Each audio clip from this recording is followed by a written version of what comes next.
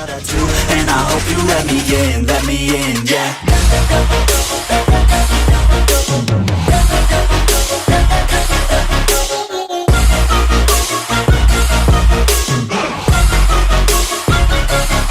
I'm grateful, oh yeah. What is going on, guys, and welcome to the Disrupt the Industry podcast. My name is Dre Canavati, and I will be your host. And today we are on to our next episode of Starting from Scratch. Now, real quick, the premise of this series is if you're a beginner, you've never step foot in the gym, and you want to know what you need to do, we're not just going to give you a stupid program that sucks, 3x12 this, 4x8 to 10 this. No, we're going to teach you step by step, brick by brick on how to build an amazing hypertrophy program, and I couldn't be more excited to do so. So today we're going to be talking about the stimulus to fatigue ratio and how that plays into exercise selection. So that begs the question, what is the stimulus to fatigue ratio in hypertrophy? Now, any exercise in hypertrophy has a stimulus ratio to fatigue ratio, and all that means is how much stimulus an exercise induces versus how much fatigue an exercise induces. Now, there are high stimulus, low fatigue exercises. There are high stimulus, high fatigue exercises, low stimulus, high fatigue exercises. There's every combination you could possibly think of, right? So the best way I want you to think about this is the speedometer in your car, right? So you have a speedometer for stimulus and a speedometer for fatigue. And the goal for bodybuilding, right, for a majority of the time, although there are exceptions to the rule, which we will talk about, right, is you want the stimulus speedometer to be as high as possible and the fatigue speedometer to be as low as possible in most instances, right? Now, very, very, very important to understand that there are exceptions to this rule. There are high stimulus, high fatigue exercises that you need in order to make an amazing hypertrophy program, which we will touch on in a little bit. Now, let's talk about why we use the stimulus to fatigue ratio. It's very, very simple. An exercise with high stimulus will create more of a hypertrophic response than an exercise with a lower stimulus, right? So if you're doing an exercise with high stimulus, you may only need 2 sets to grow. Whereas if you're doing an exercise with a lower hypertrophy stimulus, you may need an exercise that takes 6 sets to grow, right? So that's a main reason, first and foremost, why we need a stimulus to fatigue ratio within our bodybuilding training, and that's why we favor higher stimulus exercises. You never really want to have a low stimulus exercise in bodybuilding because why would you want low hypertrophy stimulus? Like, why would you want low quality of muscle breakdown, right? Very simple. Now that begs the question, what makes a high stimulus exercise? Well, the first factor, first and foremost, is going to be range of motion. If you're doing, say, an incline dumbbell bench press, right? And you're coming all the way down, touching your chest, getting a great stretch at the bottom, and then coming all the way up, locking your arms out and squeezing at the top, right? That's going to create a much higher hypertrophy stimulus or hypertrophic stimulus than if you were to grab dumbbells and only do quarter reps, the last third of the range of motion, right? Like you only go down less than halfway and then you press back up. The full range of motion incline dumbbell press is going to create a lot more stimulus than the half rep or quarter rep incline dumbbell bench press. Just a side note that we will get into, that quarter rep incline dumbbell bench press or half rep incline dumbbell bench press will produce more fatigue, which we will get into in a bit. The next factor that's going to affect the stimulus of an exercise is strength curves and muscle tension. Now, we're not going to get too crazy into these topics because strength curves is something that we can go on for years and years and years about, and we're also going to cover that in a later lesson. But just to give you the perfect example of what I mean, a seated cable chest fly, right? It's going to have constant tension throughout the entirety of the movement. You're going to be able to get a great squeeze, a great range of motion. That's going to produce way more hypertrophy than a dumbbell fly on a bench, right? Why? Because when you're doing a dumbbell fly on a bench, a majority of the tension is only at the bottom of the movement when your pecs are all the way stretched out, right? With a cable fly, you're going to have constant tension on the pectoral muscles throughout the entirety of the exercise or the entire fly movement. So strength curves and muscle tension is going to greatly dictate, right, what's going to make a high stimulus exercise. Again, muscle tension being the amount of tension that the muscle's under while you're doing the lift. Hence what we said before. Sorry, I repeat myself and ramble on. Why the incline, or why the seated cable fly, because it has constant tension on the muscle throughout the entirety of the movement, is going to be a better option than a flat dumbbell fly or an incline dumbbell fly with dumbbells. This is what people don't understand about bodybuilding. Our bodies are not invincible. Each muscle and your body overall can only handle so much volume per muscle group per week, right? Your body can only handle so much. It really can. That's why there are body part specialization splits. So say your arms are lagging, you're going to have an arm biased program. Why? Because you can't just train everything equally, because your body doesn't have the resources to train everything equally. You're trying to go at 120% instead of 100%. Your body's just not going to work that way. So that's why, again, just a little tangent right here. That's why we have an arm specialization program, because we're going to take a chunk of that volume and focus it on arms, right? So like I was saying, your body can only handle so much volume per muscle group per week. Bringing this full circle, an exercise with a higher fatigue ratio than a stimulus ratio can induce a lot more fatigue on the central nervous system than an exercise with a higher fatigue ratio. And at this point, we ask ourselves, is it really worth it? The answer is going to be no a majority of the time. You never really want to do a high fatigue, low stimulus exercise. That's going to be setting yourself up for failure, injuries, and just feeling like crap in the long run. Stability. Now, this is huge, right? Why, and we're going to touch on this a little later, why is an inclined Smith machine bench press more optimal for hypertrophy than an inclined barbell bench press with like a free weighted barbell, right?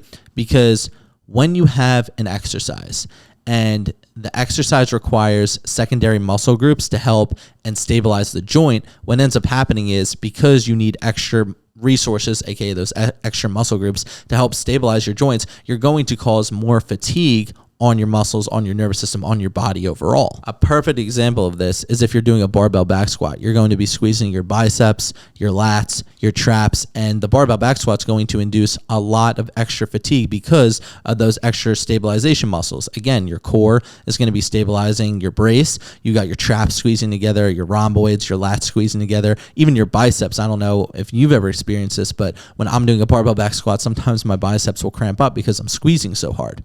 That is a prime example of how a big movement, right, like a barbell back squat, can induce higher fatigue. And also, it's a great example of what I just said, of how secondary muscle groups are used to stabilize joints, right, within a high fatigue exercise. Cardiovascular demands is the next thing we're going to touch on. Exercises that use secondary muscle groups normally require higher cardiovascular demands than an exercise that is single joint movement, or an exercise that only requires one primary muscle group to work the muscle, if you will. A perfect example is the bent over barbell row. This is going to require a much higher cardiovascular demand than a single arm lat pullover isolation movement for your lats. Again, something that comes to mind right away when I think of high cardiovascular demands in hypertrophy training is going to be a hack squat. I know when I'm getting on that hack squat, I am gassed, and it's going to create a lot more fatigue than something like a single leg extension. Now, the next thing we need to discuss is compound versus isolation movements in hypertrophy and how that relates to the stimulus to fatigue ratio. Now, if you watched our previous video, we know a synonym for compound movements is a multi-joint movement, and a synonym for isolation movements is going to be a single joint movement. But for this video, we're just going to call them compound and isolation movements. So generally, an isolation movement or a single joint movement is generally going to create a lot more stimulus, right, and a lot less fatigue than a compound movement or a multi-joint movement. So that really does beg the question, should I only do isolation movements if I'm trying to bodybuild? And the answer to that is absolutely not. Exercises that have a high stimulus and also a high fatigue ratio are going to be essential when it comes to building muscle mass. These are your big compound movements, your Smith machine benches, your hack squats. These movements are essential when it comes to building an amazing physique. Now, why? That's the other question. It's like, you can't just take my word for it. You need to understand why. Why are high stimulus, high fatigue exercises essential when it comes to hypertrophy training? The answer is going to be load. A synonym for load is going to be weight, heavy weight. You've heard it before. You got to train heavy to grow. Is that true? Yes. Training heavy is relative to the individual, but I'm going to explain how and why. A heavier load or weight on the barbell, dumbbell, machine, cable, whatever you're using, is going to create greater muscle tension or greater tension on the muscle, right? as opposed to an isolation movement, or a single joint movement, which may require lighter load. You're obviously going to do heavier weight on a barbell bench press than a cable fly. It's just common sense. You're going to need these big movements like hack squat, Smith machine benches, Smith machine rows, chest supported rows. You're going to need these big movements in order to build a great physique, because these are the movements that are going to allow you to load the barbell, dumbbell machine, whatever you're using, to its maximum capacity, the maximum amount of weight that your body can handle. And yes, the fatigue will be high, but the hypertrophy will be even higher. So it is worth it. That's why we utilize high stimulus and high fatigue exercises. Now let's talk about some examples. I'm going to give you some examples of each movement, high stimulus, low fatigue, high stimulus, high fatigue, etc. Some examples of high stimulus, low fatigue exercises are going to be a seated cable chest fly. You could do an incline cable curl. Those are examples of high stimulus, low fatigue exercises. They're going to create a great hypertrophy stimulus, right? But what's going to happen is they're not going to have a huge buildup in fatigue, and it's not going to fatigue your central nervous system as much as a compound movement is. Next, we have low stimulus, high fatigue exercises. Now, I see a lot of people doing these in the gym all the time. I'm going to give you some examples, and I'm telling you right now, these low stimulus, high fatigue exercises are not exercises that should be in your training program, but I do see these a lot. Barbell rack pulls. Okay, these exercises are virtually pointless if you want to work your back and your hamstrings. Do an RDL, right? From there, half rep squats, half rep dumbbell benches, just exercises that are just going to create a ton of fatigue, and you're not going to have a lot of stimulus within those exercises. Fatigue is going to build up. You're not utilizing the full range of motion. You're opening the door to injury. They're just no-goes. Then, of course, we have high stimulus, high fatigue exercises. Examples like the barbell back squat, the bent over barbell row, the barbell deadlift, the barbell bench, barbell incline bench. The list goes on, right? These are exercises that are going to create a high stimulus, but they're also going to create a high amount of fatigue. And then we have low stimulus, low fatigue exercises, and I consider these push-ups on a wall, squats on a Bosu ball.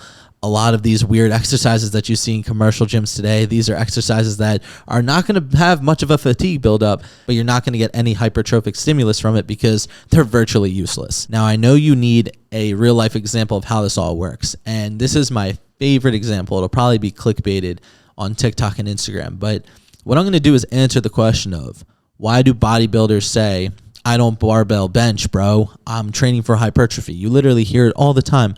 I don't barbell bench, bro, I'm training for hypertrophy. And while they're right, they don't understand while they're right.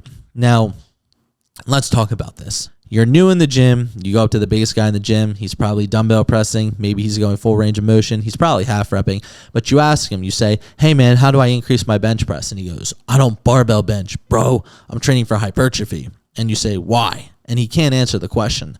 I'm going to answer the question. But there are questions within the question. What is so bad about the flat barbell bench press for hypertrophy? My response to that would be, the barbell bench can be a phenomenal chest building exercise, and it can create an amazingly high hypertrophic stimulus. Anybody who says otherwise is simply incorrect. The problem is, and this is a personal problem that I have myself, is the flat barbell bench press does have a very high fatigue ratio on that stimulus to fatigue ratio. For me personally, a lot of fatigue builds up in my shoulders and in my left pec. I have super long arms, and over time, when I do flat barbell bench press, my shoulders start to lock up, my left pec gets really sore. I'm just not quite built for the movement. I do, however, a close grip bench press, but that's besides the point. Now, how do we know that the flat barbell bench press is going to be a high stimulus, but also a very high fatigued movement? It's very simple. I'll use an example that has happened to me 1,000 times over. I've walked into the bench, I have 3 sets of bench or whatever, even 2 sets of bench, and I'm done that bench. I went heavy, I hit good sets, but after that bench press, after I'm done that bench and I've reloaded the bench press, like I've reloaded my weight, I just want to go home. I simply do not want to be there anymore. My body is shot and I am fatigued. This is a perfect example of how, although the bench press is going to be a high stimulus exercise, it's also going to be very, very, very fatiguing on the central nervous system. So why doesn't the juice head at your gym, the biggest guy in your gym, do the flat barbell bench press? Because he's not good at it. He's just embarrassed that his bench press strength is weak. However, when he does say, I don't do the flat barbell bench, man, I'm just training for hypertrophy. There is some truth to what he's saying. And I always say there's a teeny tiny sliver of truth within every bit of bro science myth. Another thing I will add is that a free weighted barbell movement like the flat barbell bench press is a skill-based movement. You really can't just get on and start doing it as if you were going to get on a seated cable fly machine, start doing that. It takes a lot longer for you to master the flat barbell bench than something like a cable fly or a cable curl, or just even a dumbbell curl in general. So the fact that it's a skill-based movement, if you don't learn that skill, you're going to have a very hard time getting the proper hypertrophy stimulus, but you're also going to have a lot more fatigue than if you did the movement perfectly. And even when doing the movement perfectly, you're going to have a high fatigue buildup with something like a flat barbell bench press as you get stronger. That being said, guys, I know that was a mouthful, but I did just want to address what the stimulus to fatigue ratio is, how that relates to exercise selection in hypertrophy, and how we program accordingly, and just making sure we have a lot of high stimulus, low fatigue movements, but we also have some high fatigue, high stimulus movements in there, even adding in just better options. Like, for example, we're going to do the incline Smith machine bench press over the incline barbell bench press, just things like that. But I hope you guys enjoyed the video. Thank you guys so much. God bless you, and I'll see you in the next one.